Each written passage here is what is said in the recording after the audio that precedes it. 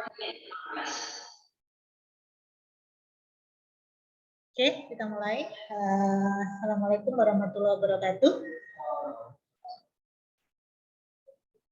Jadi ini masih lanjutan yang kemarin. Jadi bagaimana mempersiapkan data ya. Nah, kita masuk ke indikator yang ketiga dan keempat, yaitu dapat menjelaskan konsep dari data preproses, kemudian dapat menganalisa hubungan antar data. Sebentar, saya salah.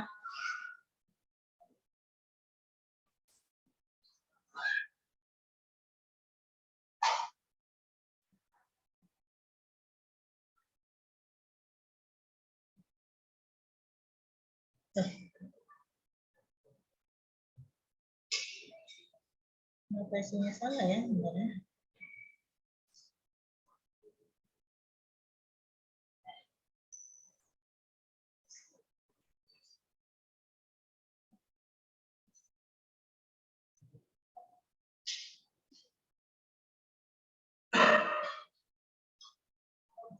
Oh, ini saya lupa merubah ya, sorry. Oke ya, jadi ini saya lupa merubah. Jadi ada 2 poin yang akan saya jelaskan hari ini. Nanti minggu depan kita akan masuk ke tool WK. Jadi untuk yang hari ini kita masih membahas mengenai pre-processing data dan analisa data atau hubungan antar data. Ya. Kita masuk ke data pre-processing. Apa saja yang ada di data pre-processing? Itu ada banyak ya. Tapi tidak semua nanti kita gunakan, tergantung metode apa yang akan kita mau implementasikan, gitu ya. Yang pertama adalah agregasi atau penggabungan data. Yang kedua adalah sampling, atau kalau di dalam statistik sampling itu berarti mengambil contoh dari populasi. Ya. Kemudian yang ketiga adalah reduksi dimensi atau dimensionalitas reduction yang kita bahas kemarin, bahwa kenapa kita memerlukan ini. Kalau kita mengimplementasikan clustering atau outlier detection, kita perlu melakukan dimensional reduction kalau dirasa jumlah dimensi yang data yang kita miliki dimensinya terlalu besar, high dimensionalitas ya. Kemudian ada feature subset selection, jadi memilih fitur-fitur atau bisa juga membuat fitur baru ya dari fitur-fitur yang sudah ada. Kemudian yang berikutnya ada proses diskritisasi dan binarisasi. Ini tujuannya untuk merubah bentuk ya, merubah bentuk atau tipe dari variabel. Merubah bentuk atau tipe variabel. Kemudian yang berikutnya adalah transformasi atribut. Kalau transformasi atribut ini nanti lebih ke nilai atributnya, ya. Kalau diskritisasi dan binarisasi ini kita berhubungan dengan tipe, ya. Nah, yang pertama dulu agregasi. Apa itu agregasi? Agregasi adalah proses menggabungkan 2 atau lebih atribut. Jadi kalau bisa membayangkan ya, kalau saya mengatakan atribut berarti yang kolom ya, kalau kita menggunakan data record, atau objek. Bisa juga objek ya, bisa juga objek. Kalau objek berarti barisnya kan, menjadi sebuah atau single atribut atau single objek. Ini adalah agregasi. Tujuannya apa? Manfaatnya apa? Tujuannya yang pertama adalah berfungsi untuk mereduksi data. Mereduksi data, termasuk diantaranya adalah mereduksi jumlah atribut. Berarti ini juga bermanfaat untuk mereduksi dimensi, karena atribut ini berhubungan dengan dimensi. Ya. Selain untuk dimensi juga bisa mereduksi jumlah objek yang berhubungan dengan resolusi ya. Kalau resolusinya terlalu besar itu juga akan melakukan proses yang dilakukan juga akan semakin lama atau semakin komputasinya semakin besar. Kemudian yang kedua, manfaat yang kedua adalah berhubungan dengan perubahan skala. Nah, misalkan ini contoh ya, kalau isian data atribut kita itu mempunyai untuk mengisi alamat misalkan. Terkadang kita alamat itu sangat detail ya, sampai kelurahan, sampai kota. Nah, misalkan kita hanya ingin mengambil data yang di area provinsi, maka kan kita tidak perlu mengambil yang detail. Nah, itu bisa digabungkan menjadi satu alamat saja yang merujuk ke provinsi tertentu. Nah, itu sehingga skalanya akan berubah dari yang skala RT RW menjadi skala provinsi misalkan seperti itu. Nah, itu yang kedua. Jadi tujuannya untuk perubahan skala. Kemudian manfaat yang ketiga itu adalah untuk lebih menstabilkan data. Ya, jadi kalau data itu bisa kita gabungkan dan tidak menyebabkan jumlah datanya terlalu besar, variasinya juga akan semakin sedikit. Kalau kita mengamati yang data provinsi pasti akan lebih variasinya lebih sedikit dibandingkan kalau kita mengamati data yang levelnya RT kan gitu. Nah itu, jadi data yang kombinasi data ini akan menyebabkan variasi data menjadi lebih sedikit sehingga data menjadi lebih stabil. Itu yang pertama yaitu agregasi. Biasanya untuk agregasi itu dilakukan dengan menggunakan query dalam database. Nah, ini bisa dilakukan untuk ranahnya database administrator, ya. Kemudian untuk yang sampling ini kalau kita berbicara mengenai statistik kita pasti mengenal yang namanya sampling. Yaitu sampling itu adalah teknik untuk memilih data, ya, di mana di dalam teknik sampling ini kita juga tidak bisa mengambil secara sembarangan, acak gitu ya. Tapi kita harus memilih data yang kita sampling itu harus mewakili populasi keseluruhan, gitu ya.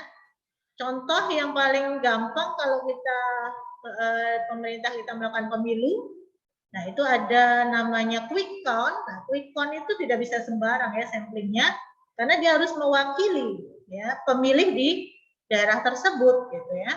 Nah, bagaimana kita memilih itu yang perlu diperhatikan. Nah, kenapa kita membutuhkan sampling? Karena terkadang dataset yang terlalu besar itu sangat mahal ya, dan menghabiskan waktu untuk menganalisanya.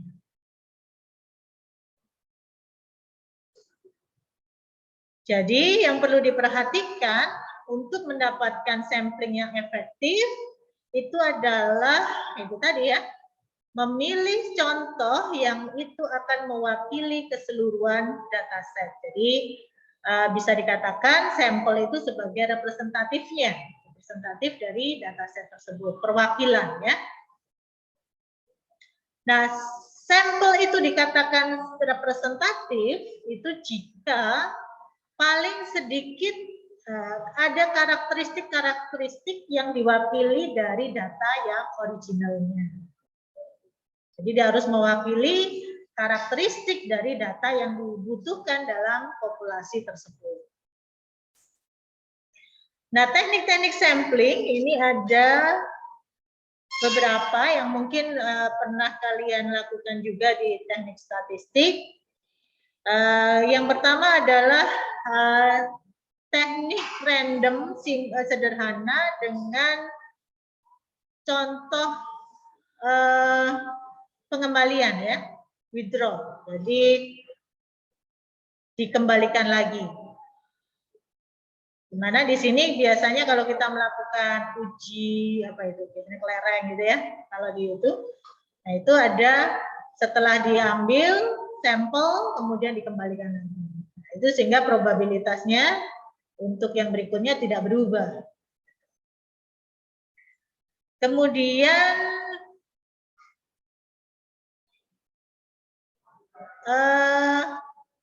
pengambilan, ini yang pengambilan tanpa pengembalian.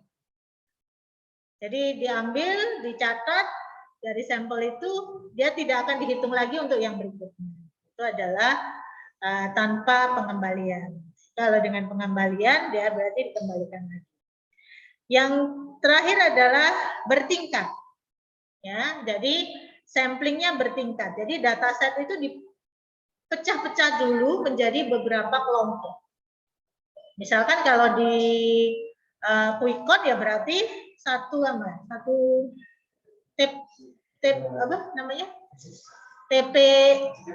TPS kan gitu. Jadi kan per ini diambil sampelnya sendiri, per ini diambil sampelnya sendiri, baru kemudian dia akan dihitung secara keseluruhan. Itu yang disebut dengan stratified sampling. Jadi diambil, dibagi datanya tidak semuanya, gitu ya. Ini adalah tipe-tipe dari sampling. Nah, ukuran dari sampel sekarang. Berapa sih tepatnya ukuran dari sampel? Sini tidak ada aturan. Yang penting adalah polanya itu masih bisa dilihat. Itu tadi, karena sampel itu harus mewakili keseluruhan data kan. Selama data itu bisa kita lihat polanya, ya, sudah bisa kita lihat polanya, maka itu menjadi ukuran sampel. Contohnya di sini, misalkan kita mau melihat pola dari gambar ini ya. Nah, kalau kita menggunakan hanya 500 titik, kita tidak bisa melihat polanya. Maka ini ukuran sampelnya terlalu kecil. Nah, kalau 2000 ini kemungkinan kita sudah bisa melihat bentuknya. Maka ukuran 2000 ini sudah pas kita ambil sebagai sampel. Semakin besar ya justru pasti akan semakin jelas kelihatan, ya. Ini pengaruh ukuran sampel terhadap hasil akurasi dari penentuan pola, ya. Nah, yang ketiga tadi sudah ada dua ya, agregasi, sampling, dan yang ketiga adalah reduction dimension atau dimension reduction, mengurangi dimensi. Nah, sudah saya jelaskan pada saat minggu lalu kenapa kita butuh ya, reduksi dimensi, karena adanya cost of dimensionality pada saat kita ingin mengimplementasikan dengan metode apa? Masih ingat? Clustering ya, clustering ya. Di mana dimensi yang meningkat itu data akan sangat memenuhi area yang ingin kita telaah, gitu ya.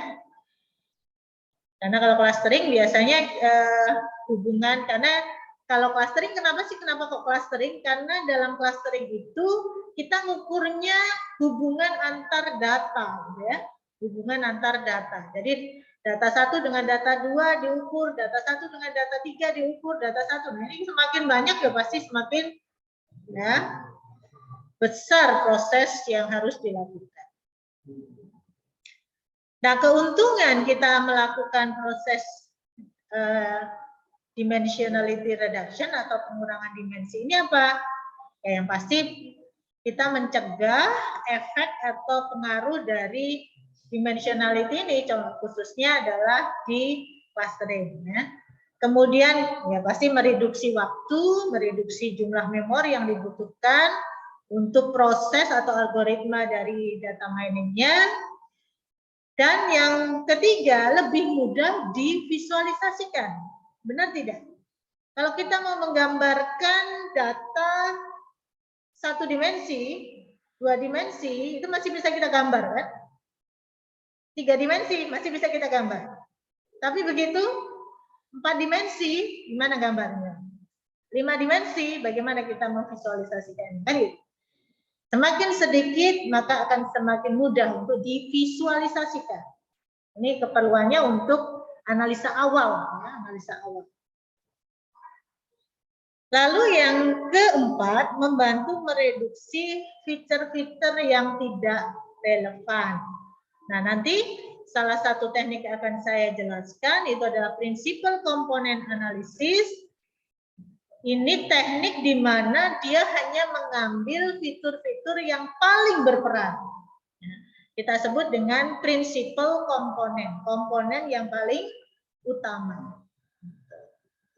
Jadi kadang ada, kita punya fiturnya itu banyak, tapi sebenarnya tidak relevan terhadap problem. Tidak mempengaruhi langsung terhadap problem tersebut. Maka itu bisa kita kurangi pada saat kita melakukan dimensionality reduction. Ada banyak metode. Nah, yang paling terkenal itu adalah Principal Component Analysis. Ini yang nanti akan saya sedikit tunjukkan seperti apa proses Principal Component Analysis. Nah, ini secara garis besar, Principal Component Analysis itu adalah mendapatkan proyeksi yang mengcapture atau mengambil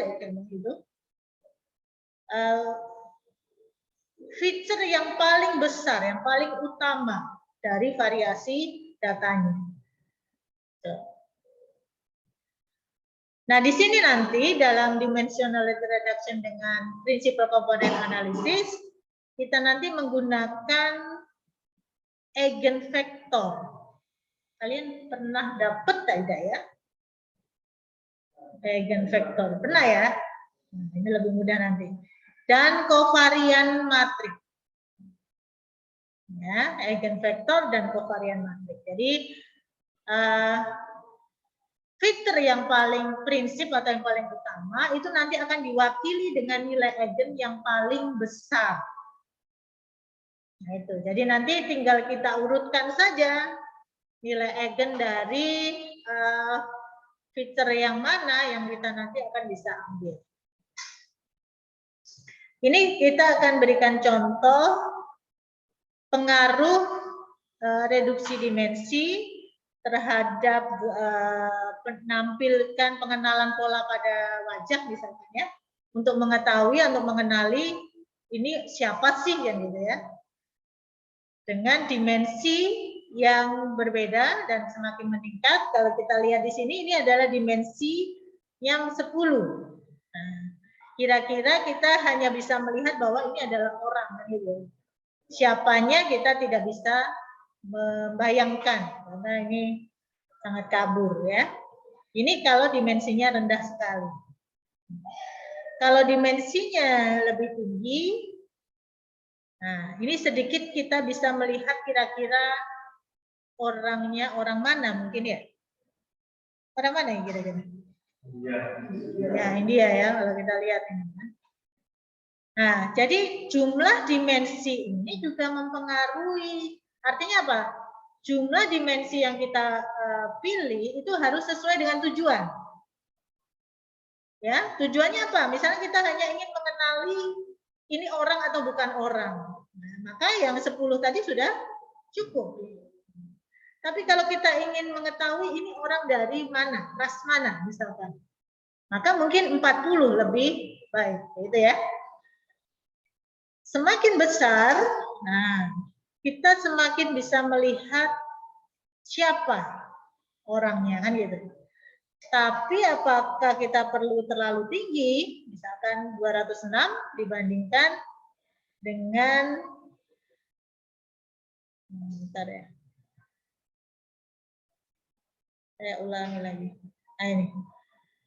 206. Nah, dengan 160 ini sudah bisa kita lihat siapa kan pada saat 160. Nah, lebih baik kita pilih ini dibandingkan yang 206 meskipun ya hasilnya lebih bagus yang 206. Ini dari sisi jumlah dimensinya atau dimensi ya, ukuran dari dimensi. Itu Nanti akan saya lihatkan, saya akan menjelaskan terlebih dahulu yang lain ya. Yang keempat ya, tadi dimensional reduction yang ketiga. Yang keempat, teknik praproses yang keempat itu ada yang disebut dengan pemilihan subset. Ini saya sudah pernah menjelaskan pada saat awal ya, KDD, itu di awal kita kan perlu memilih fitur-fitur mana yang paling sesuai. Itu adalah kita sebut tahap praproses. Hanya terkadang kalau data kita itu data yang sifatnya kategorikal, itu biasanya kita milihnya manual. Karena kan kategorikal ya. Tapi kalau kita menghadapi data yang sifatnya kuantitatif, ukuran-ukuran yang sangat banyak, terkadang kita perlu akan mengalami kesulitan di dalam memilih secara manual. Ini mana sih yang penting, mana yang kita perlukan gitu ya. Nah, filter subject selection ini juga bisa kita lakukan secara programming. Artinya kita gunakan sebuah algoritma tertentu untuk memilih fiturnya. Nah, fiturnya mana? Itu yang nanti akan hampir mirip sebenarnya seperti prinsipal komponen analisis tadi, fitur yang paling utama. Ya. Nah, ini kira-kira pendekatan dari metode-metode untuk feature subset selection ya. Dengan menggunakan brute force approach, berarti kalau brute force approach ini dicoba semua kemungkinan. Fitur 1 sampai fitur 5 saya coba. Hasilnya bagaimana? Kemudian nanti saya ulang lagi fitur 1 sampai fitur itu secara random ya, trial and error. Kemudian nanti akan didapatkan mana yang paling baik. Itu brute force approach. Nah, kemudian kalau embedded approach itu adalah pemilihan ini menjadi bagian dari algoritma data miningnya. Jadi algoritma data miningnya nanti yang sudah memasukkan di dalamnya itu sudah ada feature selection tekniknya. Ya. Lalu ada juga filter approach. Nah, nanti pada saat kita membahas WK itu ada nanti beberapa filter yang bisa kita terapkan untuk pemilihan feature atau selection feature ya. Nah, ini dijalankan sebelum algoritma data mining itu dijalankan. Ya, jadi ya masuk ke praproses. Kita filter dulu. Nah, kemudian ada tahapan apa lagi yang kita butuhkan, baru kemudian kita terapkan teknik data mining. Dan yang terakhir itu ada wrapper approach, di mana penggunaannya ini seolah-olah data mining algoritmanya itu sebagai black box.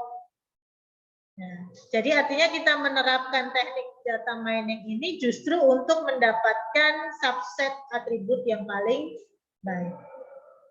Nah, ini beberapa pendekatan yang bisa kita gunakan untuk pemilihan feature. Nah, nanti kalau di WK itu ada pendekatan filter approach. Ini nanti akan kita coba ya, filternya apa saja dan sebagainya ya. Nah, ini flowchart bagaimana cara pemilihan feature.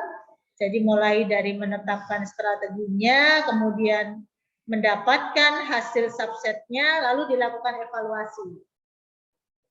Nah, apakah sudah memenuhi? Kalau sudah memenuhi, ya itu yang kita pilih, kita akan gunakan.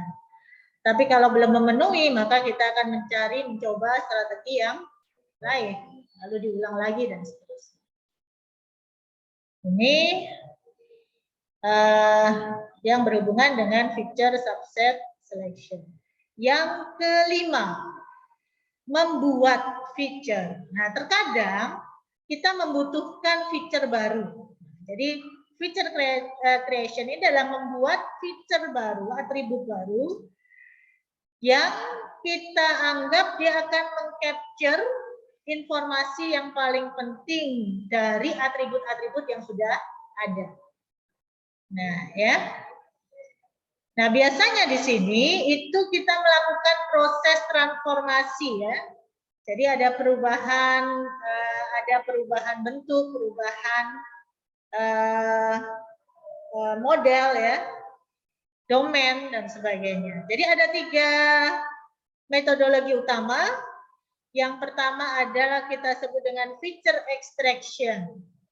Ini sebenarnya mirip seperti feature selection. Kalau selection itu lebih ke memilih kan. Tapi kalau feature extraction itu adalah dari data yang kita tidak tahu fiturnya apa, itu kita ekstraksi fiturnya. Nah, itu namanya feature extraction. Ini biasanya dilakukan untuk data-data gambar. Misalkan mau mengenali wajah. Wajah itu untuk bisa membedakan wajah satu dengan wajah lain, apa sih yang harus diperhatikan? Misalkan bentuk alis, bentuk mata, bentuk hidung, kan gitu. Nah itu kalau di image processing itu ada prosesnya untuk mengambil bentuk alis, mengambil bentuk wajah, bentuk matanya, warna matanya dan sebagainya. Nah itu yang disebut dengan feature extraction. Jadi fiturnya itu kita buat dari datanya. Lalu bisa juga dilakukan proses perubahan domain, perubahan ruang ya. Ruang. Misalkan data yang kita miliki datanya data diskrit, data spasial. Kemudian kita bekerjanya itu ada di data frekuensi misalkan.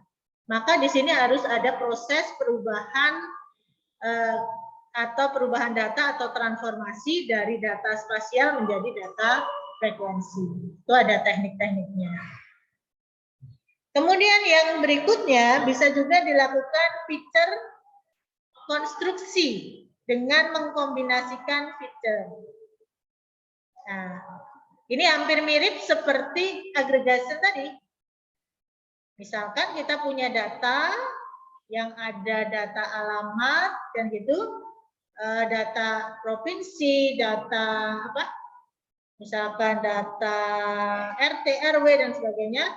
Ini kita buat namanya baru misalnya. Nama barunya apa? Alamat saja misalnya. Nah, itu kita gabungkan menjadi satu. Sehingga menjadi satu fitur saja. Berikutnya itu adalah diskritisasi dan binarisasi. Nah, diskritisasi ini dan binarisasi itu kita perlukan pada saat kita menggunakan atau memerlukan data yang tipenya kategorikal. Tipe kategorikal itu kalau kita menggunakan algoritma klasifikasi. Pada saat kita menggunakan algoritma klasifikasi, ini membutuhkan data yang bentuknya kategori. Maka kita perlu melakukan proses diskritisasi. Nah, bisa juga pada data atau algoritma asosiasi, analisa asosiasi, ini memerlukan data yang bentuknya biner.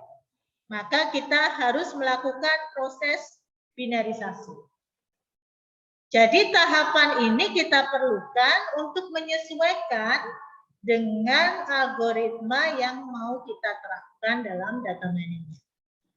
Apakah mau menggunakan klasifikasi atau asosiasi? Nah itu, maka kita harus melakukan tahapan ini kalau data kita bentuknya belum sesuai. Ya. Apa yang dimaksud diskritisasi? Diskritisasi adalah merubah dari data tipe kontinu, nah, dirubah menjadi data kategorikal. Kontinu misalkan berat badan ada 5 kilo, 3 kilo, 10 kilo, kan itu berat kan dalam bentuk kontinu. Dirubah menjadi kategori. Berarti apa contohnya? Ringan, sedang, berat, itu kategori. Maka prosesnya disebut dengan diskritisasi. Sedangkan untuk merubah dari continue dan discrete menjadi biner, ini khusus ya kalau biner. Jadi sebelumnya misalkan 1, 2, 3 itu dirubah menjadi bentuk biner. Menjadi 0, 00, 01, 10, pokoknya hanya mengandung angka 0 dan angka 1. Itu binarisasi. Nah, ini contoh bagaimana proses binarisasi. Ini kalau di informatika ada prosesnya. Bahwa kalau bilangan 0, ini bisa diwakili dengan bilangan biner 000. Ya, kalau 1, 001. Kalian diajarin nggak ya? Kenapa kok 001? Jadi kenapa kalau 01? Biner itu di sini dia mewakili angka 2. Angka 1, angka 2, jadi ini adalah 2,0, 2,1, 2,2. Jadi 1 itu kan yang betul ini ya. 1, 2,0. Yang lain yang kita beri 2. Ini ya. Berarti ini 1 itu cukup 3. Ini 2 dengan 1 ditambah. Ini 2, ini. Ini kalau di informatika jadi awal analisis besar. Ini lama ini 1. Kalau tidak,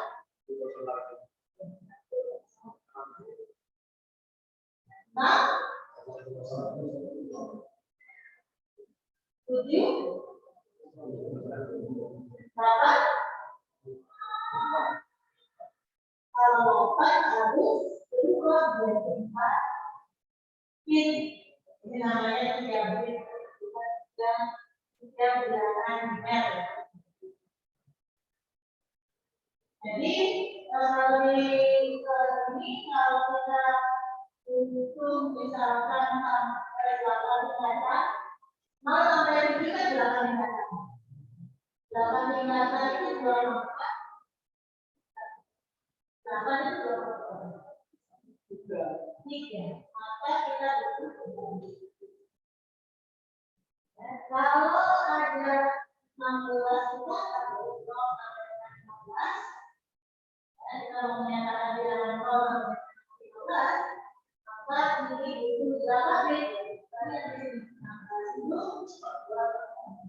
sini. Ini representasi ya. Jadi itu cara untuk merepresentasikan bilangan biner ya. Jadi 0, 5, nah seperti itu.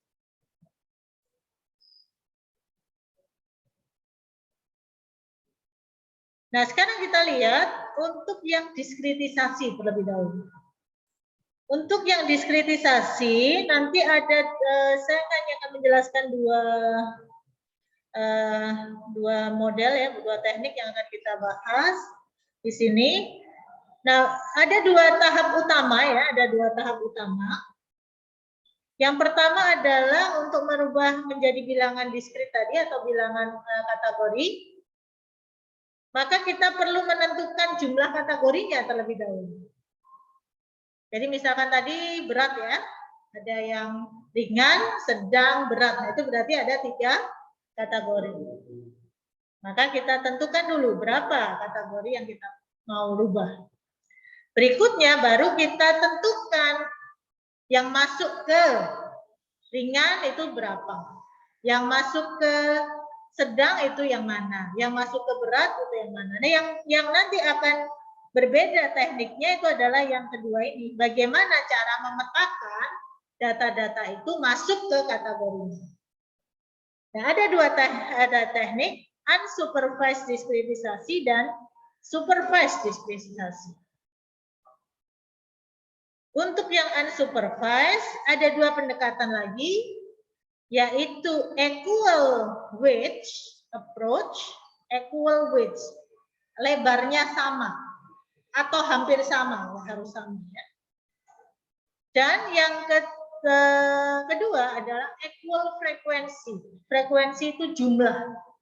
Jumlah dari setiap kelompok itu diusahakan hampir sama. Itu tekniknya. Jadi ada dua. Ya, equal width approach dan equal frekuensi. Nah, ini kita lihat sekarang contohnya untuk yang equal width. Saya mungkin langsung membuat contoh di data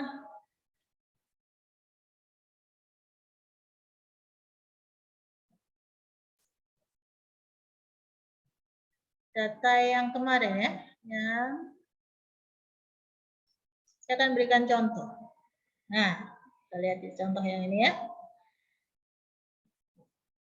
Misalkan kita mau merubah, ini kan yang refund ini sudah tipenya kategori ya. Marital status tipenya kategori. Nah, taxable income ini tipenya continue ya atau numerik kan gitu. Nah, bagaimana merubah taxable income ini menjadi tipe kategori? Maka proses itulah yang tadi kita sebut dengan diskritisasi. Langkah pertama apa? Menentukan jumlah kategorinya atau kategorinya apa. Misalkan kita mau membagi menjadi 3 kategori. Kecil, sedang, besar. Pendapatan kan? Pendapatan kecil, pendapatan sedang, pendapatan besar. Ada 2 pendekatan tadi, equal wage dulu. Sekarang kita lihat yang equal wage. Equal wage itu adalah rank data dari setiap kategori itu diusahakan sama. Nah, bagaimana? Tadi ada 3 kan? Ada 3 kategori. Nah, kita lihat data ini. Data ini berkisar antara berapa sampai berapa? Paling kecil berapa? Paling besar berapa? 60 sampai 220. Berapa ini kira-kira ranknya? 160 ya? Nah, karena kita punya 3 kategori, maka ini kita bagi menjadi 3. Berapa kira-kira? 55 mungkin? Kalau 50 kan 150.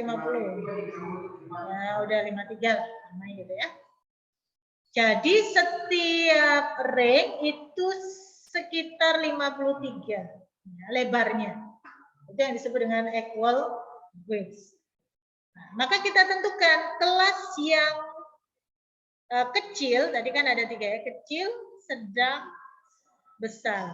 Kelas yang kecil, ini ya kita buat ranknya, rank data yang masuk ke kelas kecil itu adalah mulai dari 60 sampai, berarti kita tambah dengan 53.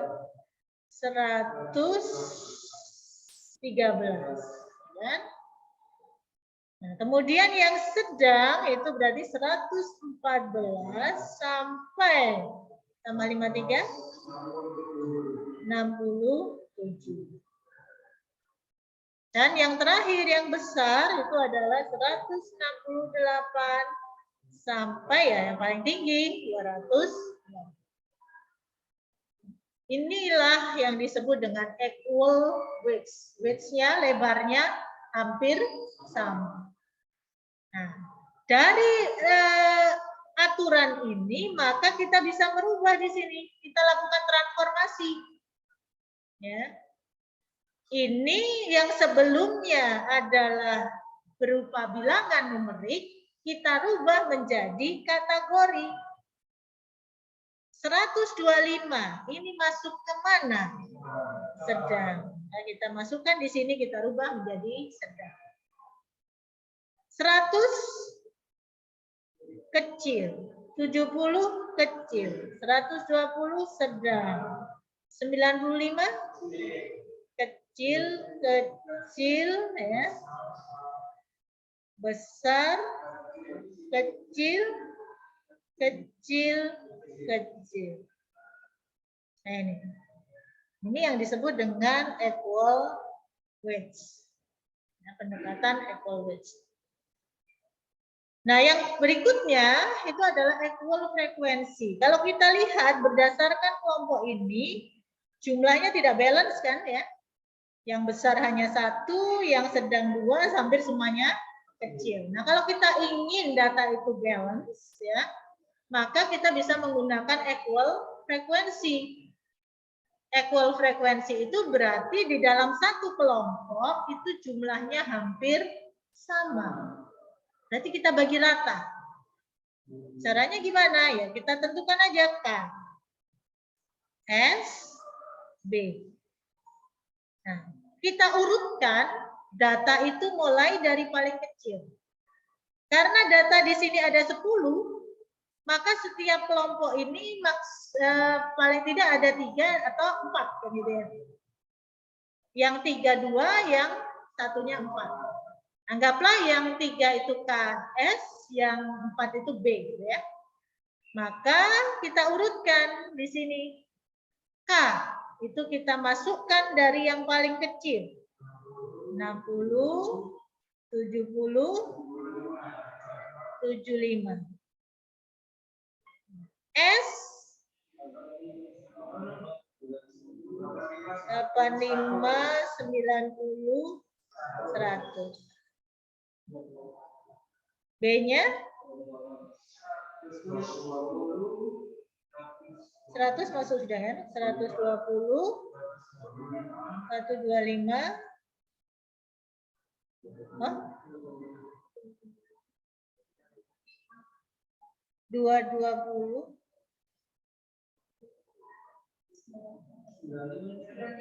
Oh, ini mestinya 95 kan ya? Nah, di sini berarti 100-nya masuk sini ya.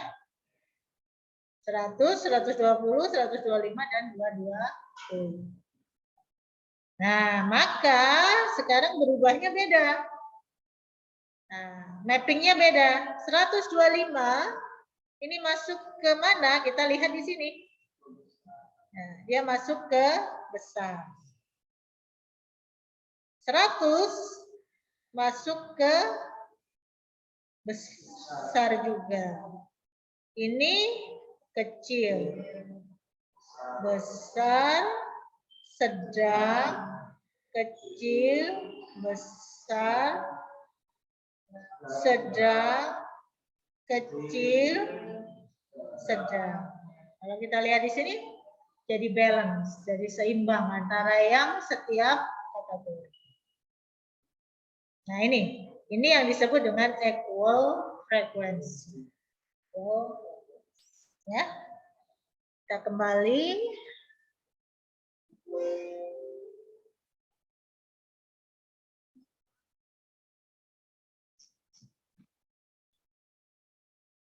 Nah, ini kalau digambarkan equal frekuensi, ini equal interval ya.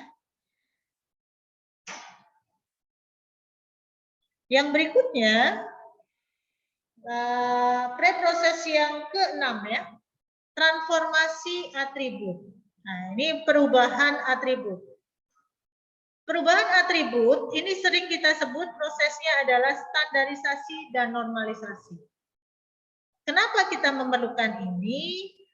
Biasanya terkadang kita memiliki dataset itu yang datanya itu terlalu heterogen. Misalkan umur itu antara 1 sampai 10. Nah, lalu ada pendapatan yang nilainya besarannya bisa 125 sampai 125.000 misalkan ya, sampai jutaan lah gitu. Nah, data yang 1 sampai 10 dengan data yang ini kan perbedaannya terlalu besar, terlalu jauh. Maka kita perlu lakukan proses yang namanya normalisasi atau standarisasi.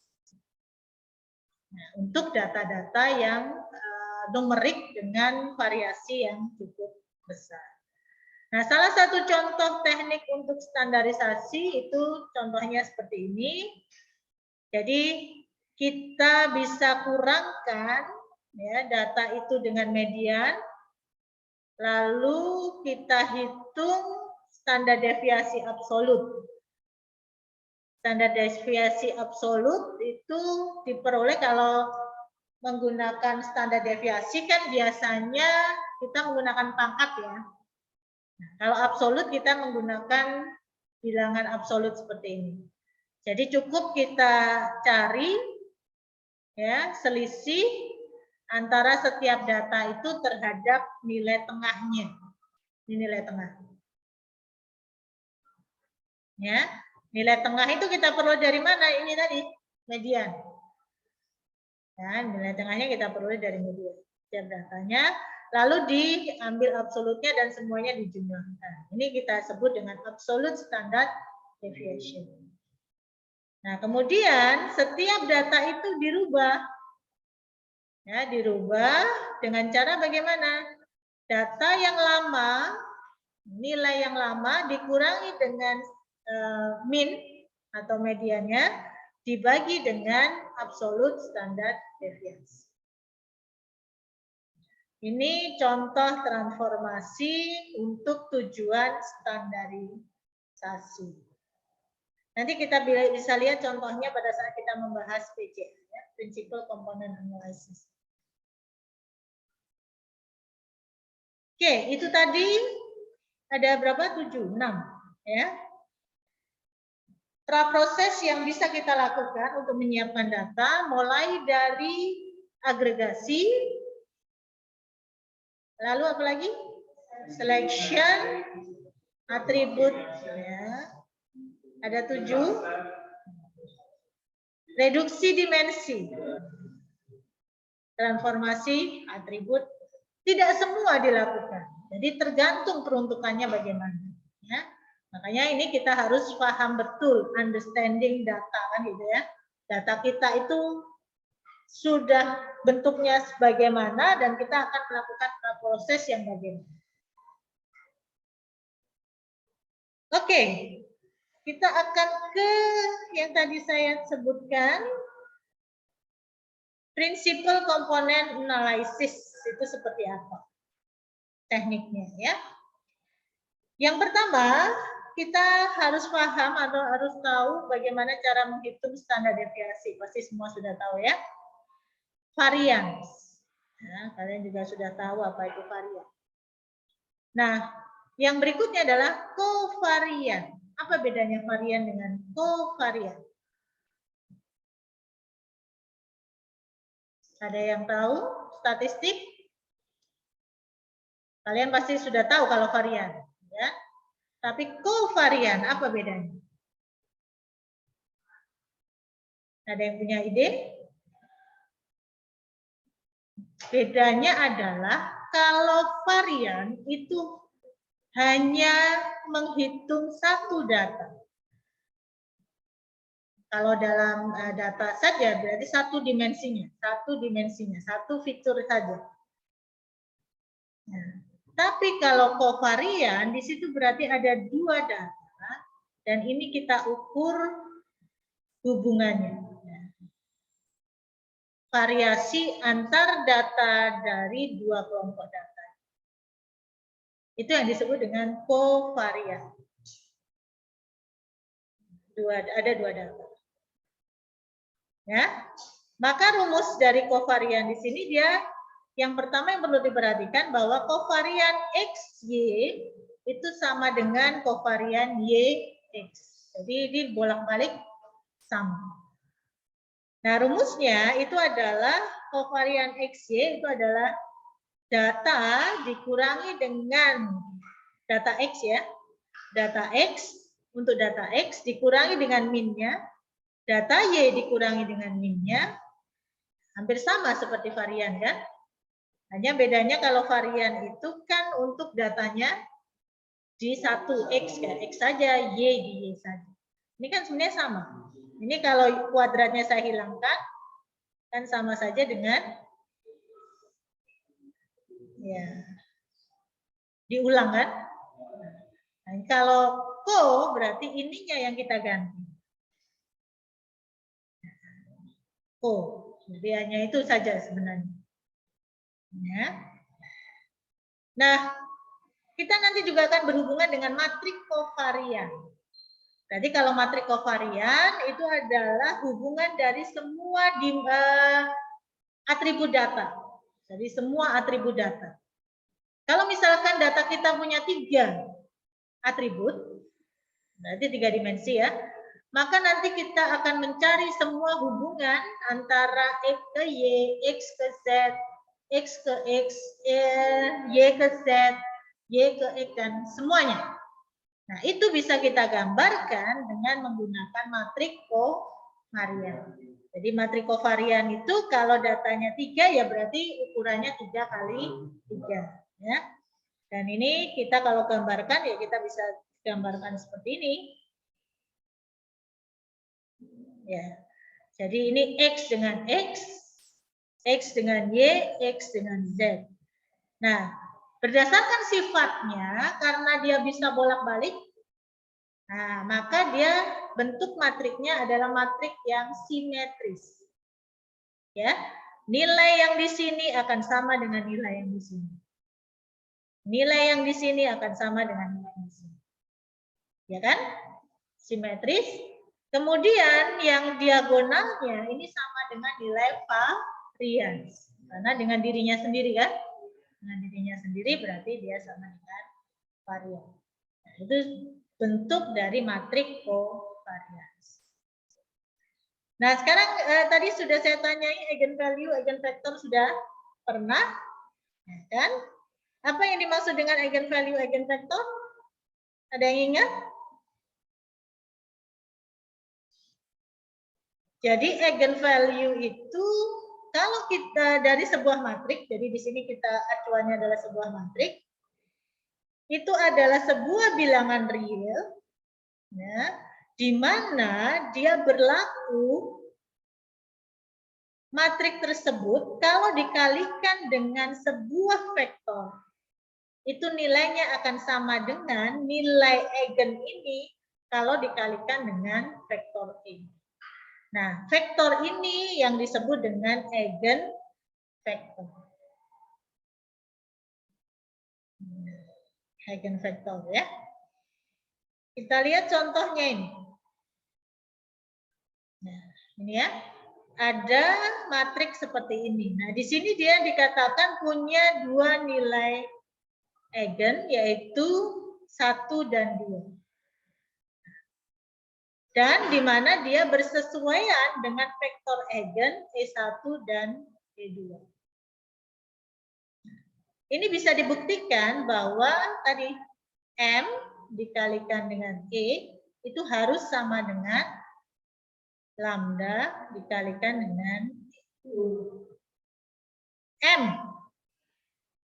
Misalkan kita ambil yang E pertama ya. 0,2 dikalikan dengan E 1, 0, E1. Ya. Ini harus sama dengan lambda 1 dikalikan dengan E. Benar tidak? Kalau ini terbukti benar, berarti benar bahwa itu adalah nilai eigen dan vektor eigen. Perkalian matrik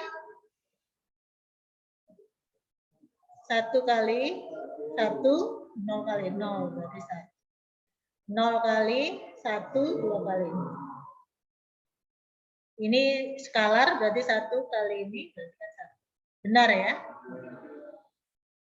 Nah, yang perlu diperhatikan, satu matrik yang ukurannya 2 kali 2 ini, maka dia akan menghasilkan 2 vektor eigen dan 2 nilai eigen dan 2 vektor eigen yang bersesuaian. Ya. Ini nanti yang akan kita gunakan untuk principal component analysis.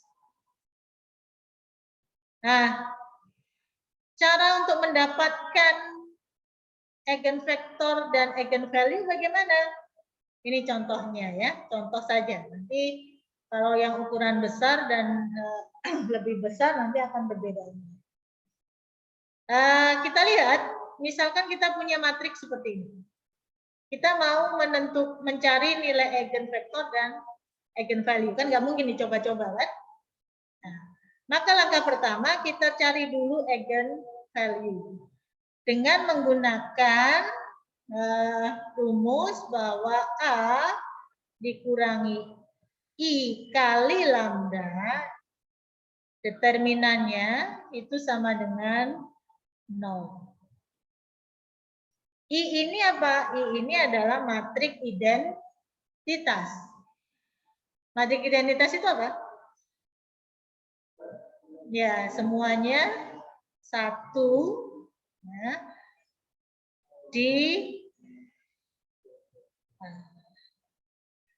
kalau 3 kali 3 ya tinggal kita sesuai.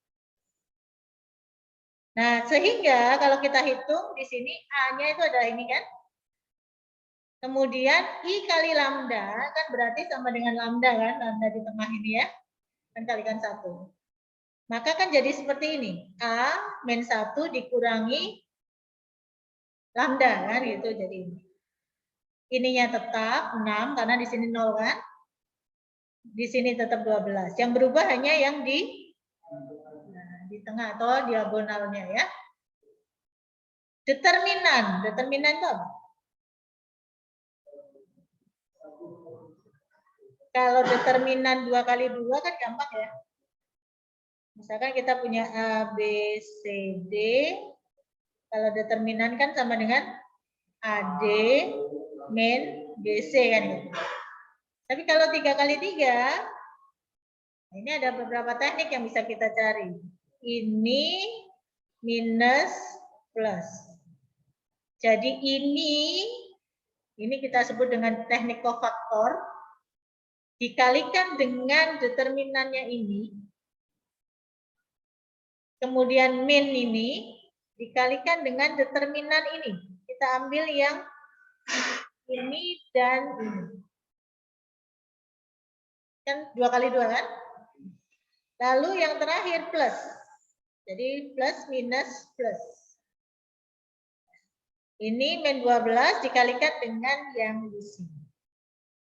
Nah, jadi kita nanti akan dapatkan 3 persamaan. Yang pertama dulu, min 1 kalikan min lambda, ya, lalu dikalikan dengan determinan di situ. Nah, min 1 min lambda dikalikan determinan ini kan, min 13 min lambda kali 20 min lambda dikurangi kan gitu ya. Min BC kan? BC-nya adalah min 270 sehingga di sini jadi plus. Lalu min 6, ini kan min 6. Ini dikalikan ini. Matriknya yang kita ambil ini. Ya kan? Berarti kan 0 dikalikan 20, lalu 30 dikalikan 0. Kan berarti 0 dikurangi 0. Ini kan berarti 0 ya. Lalu min 12. Nah, kita ambil di sini. Kebetulan juga 0 semua kan? Berarti ini boleh dihapus. Jadi tinggal ini. Nah, kemudian kita lakukan proses faktorisasi dan seterusnya matematika. Kita akan dapatkan dari sini lambda 1 adalah min 1, lambda 2 adalah 2, lambda 3 adalah 5. Inilah yang disebut dengan eigenvektor dari matriks tersebut. Kok eigenvektor? Eigenvalue. Lambda 1, lambda 2 itu adalah eigenvalue. Nah, baru kemudian dari setiap lambda ini kita cari vektornya. Dengan memasukkan kan sama dengan 0, maka kita nanti akan dapatkan V1, V2, V3. Nilai dari vektornya. Kita dapatkan ini vektor 2, ini vektor 3. Itu cara mendapatkan eigenvalue dan eigenvektor. Nah, sekarang kita akan lakukan, kita terapkan di sini untuk algoritma PCA.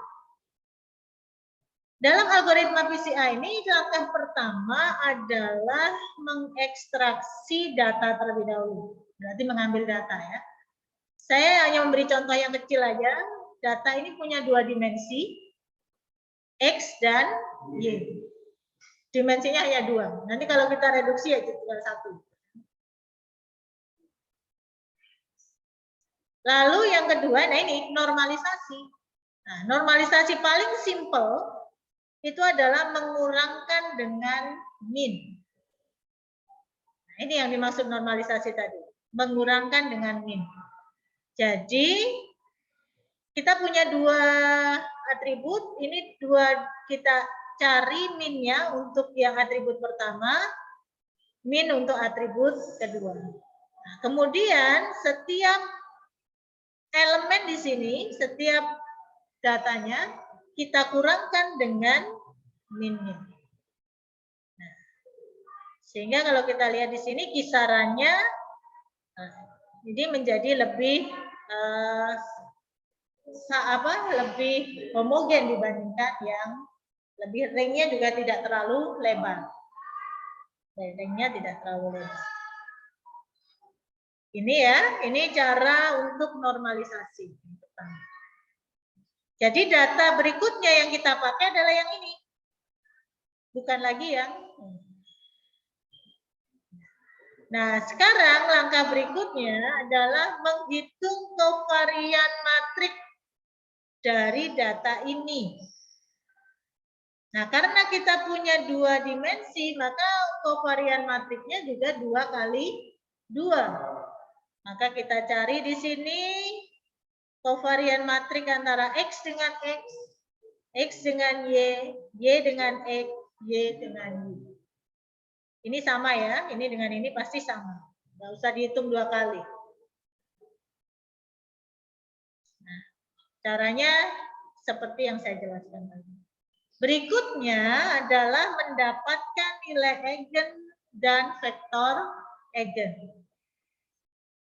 Dari apa? Dari kovarian matriknya ini. Jadi mendapatkan nilai eigen dan vektor eigen, matriknya adalah matrik kovarian. Kalau ini tadi kan matriknya matrik yang ini tadi kan. Kalau ini kita menggunakan matriknya adalah matrik. Jadi akan dapatkan 2 nilai eigen dan 2 vektor eigen. Karena ukurannya 2 kali 2. Nah, kita dapatkan eigen 1, eigen 2, vektor eigen 1, vektor eigen 2. Nah, berikutnya, setelah kita dapatkan eigenvalue dan eigenvektornya, kita susun dengan urutan seperti ini. Ini eigenvalue-nya, kemudian eigenvektornya, itu kita susun sesuai nilai eigennya. Misalkan ini untuk nilai eigen pertama, ini nilai untuk nilai eigen kedua. Ini ya. Kita susun dalam bentuk vektor seperti ini. Lalu yang kelima, ini tahap yang seleksi komponen tadi, komponen yang utama. Ternyata komponen utama itu diwakili dengan eigenvalue yang lebih besar. Nah, maka kita urutkanlah ya, eigenvalue-nya itu mulai dari yang paling besar ke yang paling kecil. Nah, dan itu juga akan menyebabkan vektornya itu juga kita urutkan berdasarkan nilai eigen yang paling besar ke nilai eigen yang paling kecil. Kita lihat di sini. Nilai eigen ini, yang vektor ini kan 0,04. Sedangkan yang nilai eigen yang vektor di sini 1,2. Mana yang lebih besar? 1,2. Maka kita rubah urutannya Yang awal di sini adalah yang 1,2. Berarti ini kita tukar. Jadi yang kita tukar itu eigenvektornya ya, sesuai dengan urutan dari eigen value-nya. Nah, sehingga berubah menjadi ini. Kalau ada banyak ya sama aja kita urutkan seperti ini. Lalu setelah itu, nah ini kita mau mengambil jadi berapa? Kita mau ngambil jadi berapa? Kita misalkan di sini dari 2, kita reduksi menjadi 1, maka kita ngambil cukup 1 vektor saja.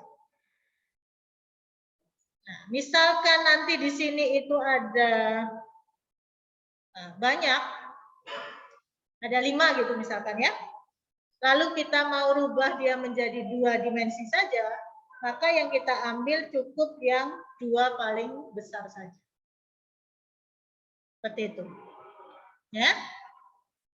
Nah, ini berarti yang kita ambil yang paling besar saja.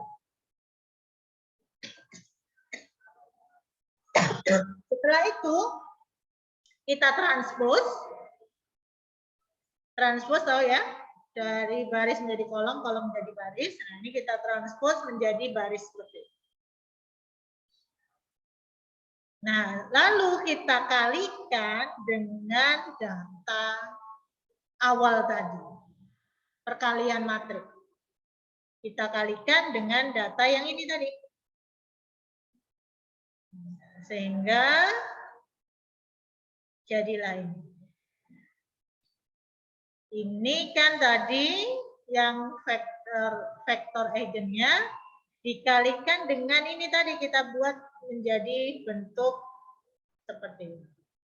Ditranspose juga. Ya. Ini X1, ini X, ini Y. Nah, perkalian. Ini ukurannya kan 1 kali 2. Yang di sini 2 kali 10 ya. Maka hasilnya adalah 1 kali 10. Ini hasilnya. Nah, inilah hasilnya. Tinggal 1 dimensi. Dari 2 dimensi menjadi 1 dimensi. Ini kayak saya bilang caranya ada 7 langkah tadi ya. Mulai dari merubah data sampai mendapatkan hasil.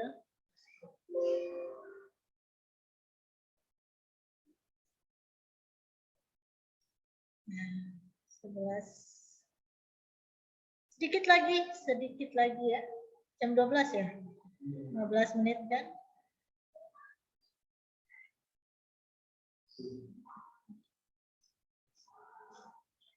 Nah, di sini ada ukuran similaritas. Jadi untuk teknik clustering kita memerlukan ini ya. Ukuran similaritas antar data ya. Ukuran similaritas dan disimilaritas. Similaritas itu nilainya antara 0 sampai dengan 1. Semakin besar, semakin mendekati 1, maka dia semakin mirip. Artinya kalau 1 ya dia akan sama persis identik. Ya. Sedangkan ukuran disimilaritas ini lebih berhubungan dengan jarak. Jarak ya. Jadi artinya apa? Semakin kecil ya jaraknya semakin kecil kan? Berarti dia semakin mirip. Ya. Kita ini nanti bisa kita abaikan. Sekarang kita lihat contoh-contoh untuk perhitungan disimilaritas dulu, yaitu yang pertama eigen Euclidean distance. Jadi nilai yang pertama dikurangi nilai yang kedua dikuadratkan. Semua dan dijumlahkan semua. Ini contohnya, kalau kita punya data dengan 2 dimensi seperti ini, Nah, untuk ukuran jarak itu adalah ukuran jarak antar data ya, bukan antar dimensinya, bukan antar atributnya. Berarti ini kan datanya ada 4, P1, P2, P3, P4. Nah, masing-masing punya nilai X, punya nilai Y. Nah, untuk perhitungan Euklidian, misalkan antara P1 dengan P2. Distance Euklidian antara P1 dengan P2 itu sama dengan, berarti yang kita lihat ini, selisih nilai setiap atributnya. Atribut X 0, 2 dikuadratkan ditambah atribut Y 2, 0 dikuadratkan. Berarti sama dengan akar 4 plus 4. Akar 8. 2, sekian.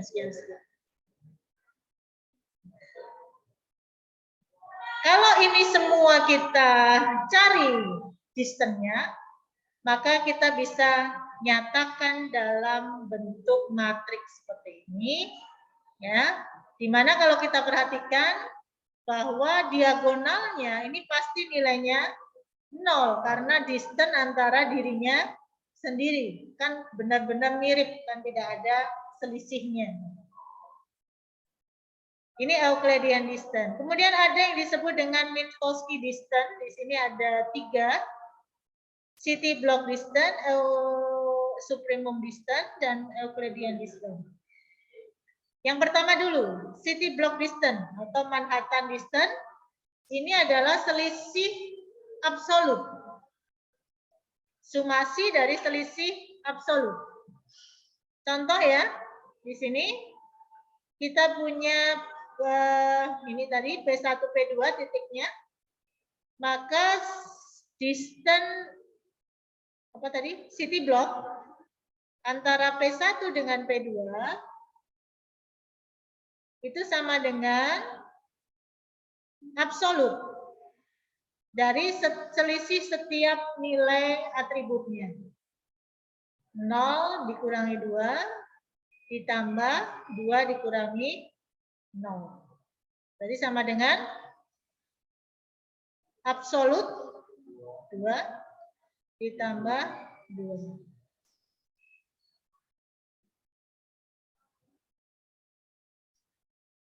Ya. Jadi ini. Nah, kalau yang kedua itu ada lagi yang disebut dengan supremum. Kalau supremum itu dicari nilai yang paling maksimal antara selisih absolutnya. Jadi maksimal antara apa? 0 dikurangi 2 dengan 2 dikurangi 0. Mana yang paling maksimal? Jadi ini berapa? 2 dengan 2. Berarti hasilnya 2. Ini Minkowski distance, jadi ada 3 Euclidean distance termasuk di dalam Minkowski distance.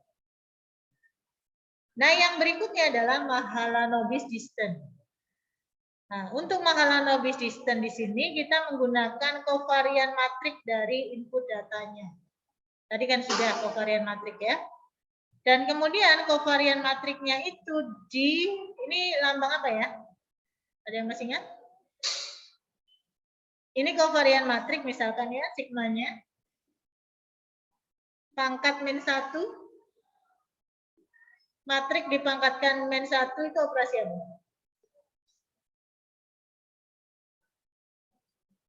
Inverse. Oh ya, rumusnya ya. Saya nggak perlu menjelaskan ya.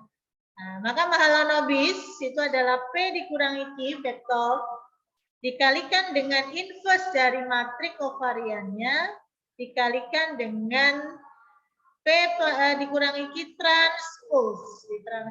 Berarti dibalik, ditukar. Tuh ya, kita lihat contohnya. Ini, misalkan kovarian matriknya seperti ini, maka Mahalanobis distance antara A dengan B. Itu berarti A dikurangi B. A dikurangi B kan ini dengan ini. Berarti berapa ini? Setengah. Yang di sini min setengah kan? Lalu dikalikan dengan, nah ini harus nyari dulu ini. Nyari inverse-nya dulu. Ya. Dikalikan inverse-nya ini. Masih ingat inverse itu 1 per AD per BC. Lalu dibalik ya. DA min B min C. Ya sudah, nanti dicari. Lalu dikalikan dengan, nah ini transpose.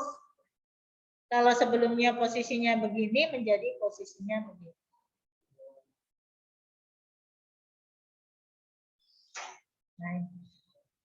Nah ini diperoleh hasilnya adalah 4. Ini adalah Mahalanobis distance.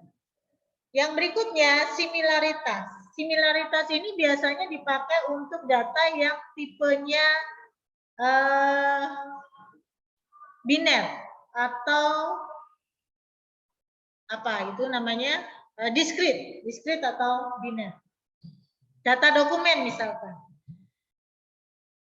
Contohnya untuk similaritas dari dua vektor biner data dokumen itu kita bisa hitung dengan simple matching dan Jaccard koefisien. Ya. Bedanya apa? Bedanya kalau simple matching kita perhitungkan semua jenis data. Tapi kalau Jaccard koefisien yang 00 kita buang. Yang 00 kita buang. Maksudnya data di data 10, data di 20 itu kita bisa hapus. Contoh ya. Kita punya data dokumen 1P, dokumen 2Q dengan ada 10 atribut.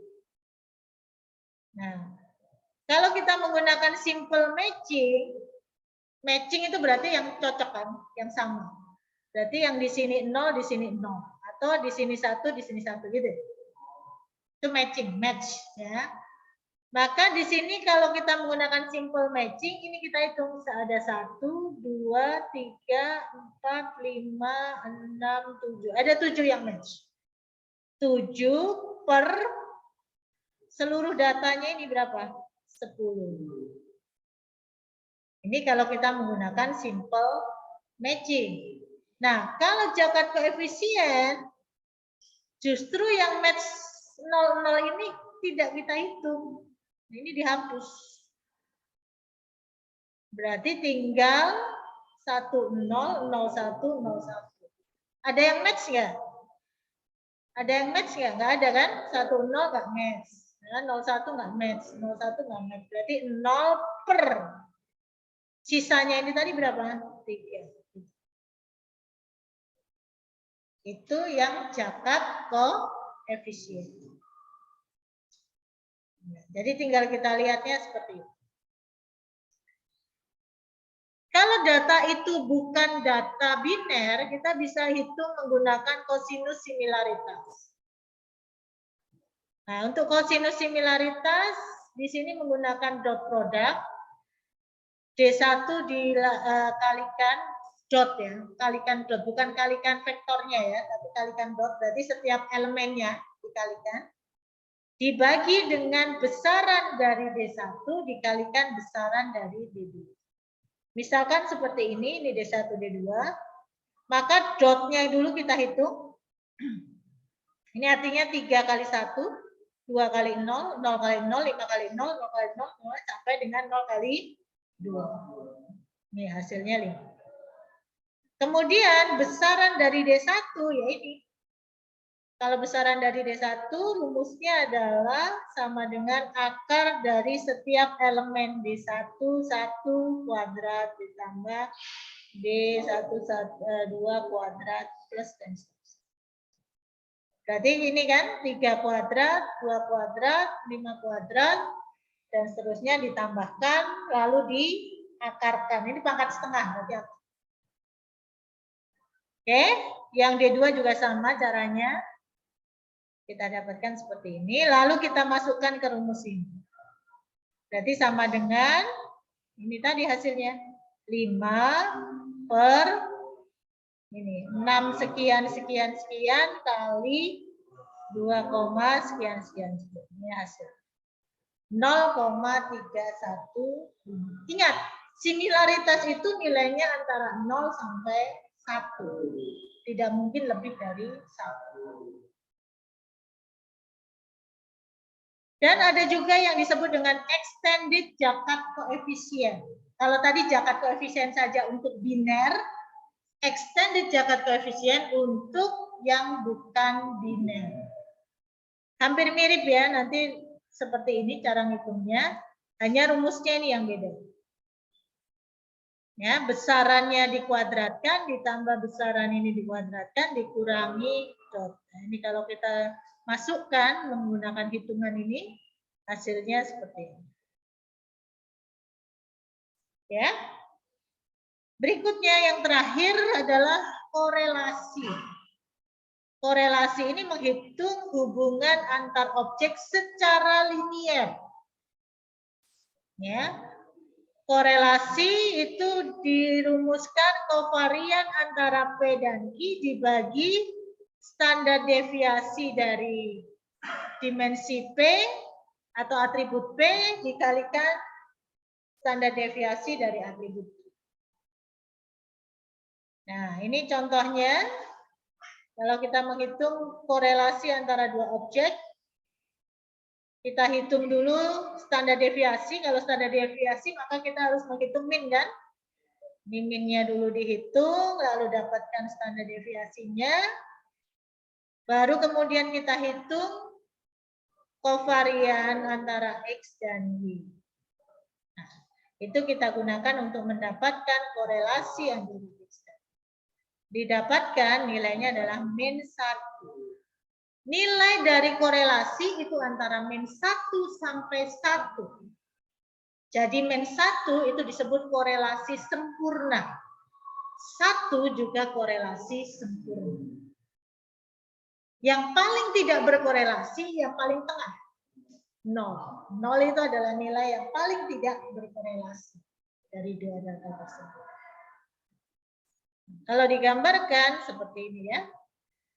Ini yang kita sebut dengan korelasi sempurna yang min 1 sampai dengan 1. Dia terletak dalam satu garis lurus. Itu yang disebut dengan korelasi.